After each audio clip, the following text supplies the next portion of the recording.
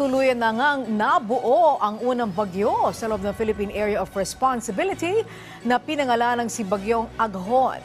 Dahil dyan, ilang mga lugar ang nasa signal number 1 na ngayon. Ang update niyan, ihahatid namin maya-maya lamang. Samantala po naman, umaraw man o umulan, tuloy ang pamamahagi ng pamahalaan ng mga titulo ng lupa sa mga magsasaka. Sa katunayan, higit 4,000 magsasaka sa South Cotabato ang may sarili ng lupa sa tulong ng Administrasyong Marcos Jr. Si Jaira Mondez ng PTV Davao sa sentro ng balita. Lubos ang tuwa ng higit 4,000 Agrarian Reform Beneficiaries o ARBs sa Sorsogon Region nang sa wakas ay may sarili na silang lupa matapos ang ilang dekadang paghihintay. Mismong si Pangulong Ferdinand R. Marcos Jr. ang nanguna sa pagbibigay ng Certificate of Land Ownership Award o CLOA sa nasabing rehiyon.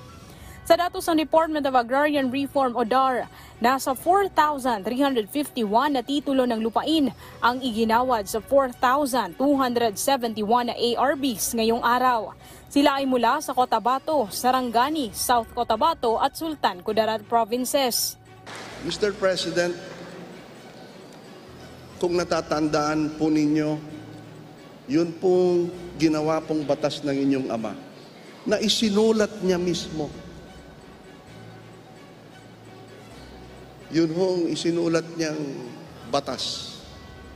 Yung PD 27 po, yung unang-unang agrarian reform law na nakapagbigay ng lupa sa milyong-milyong Pilipino na kanilang sinasaka ngayon. Sarili po niyang penmanship. Napaka-grateful po. Alam po ng ating mga kababayan yan.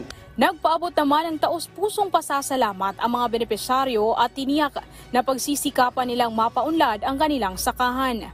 Ang mga pasasalamat na iyan, inipon pa ng mga benepisyaryo sa mga sulat na personal na inabot pa kay Pangulong Marcos Jr. Malaking pasalamat namin dahil natulungan kami sa programa na ito, ma'am. Malaking pasalamat namin sa programa ni Pangulong Bongbong Marcos po. Ang lupa hindi naman sa amin, sa ako na tatay at nanay.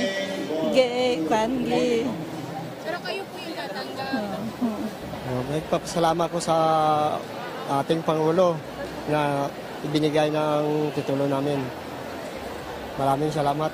Makaasa po kayo na ang bunga ng inyong pagsisikap na kami ay mahatiran ng kaukulang serbisyo ay susuklian namin ng bayong pagsusumikap.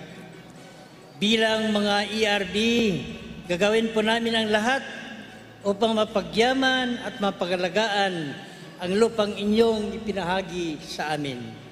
Maraming salamat po. Nagpahayag din ng pasasalamat at suporta ang South Cotabato Provincial Government sa Pangulo upang maging abot kamay ang tulong sa mga kababayang Pilipino sa Mindanao. Ang presensya po ninyo, mahal naming Pangulo, ay talagang nakapagbibigay hindi lamang ng kagalakan sa aming rehiyon, kundi ito ay magtutupad ng pangarap ng mga pamilya dito sa aming rehiyon.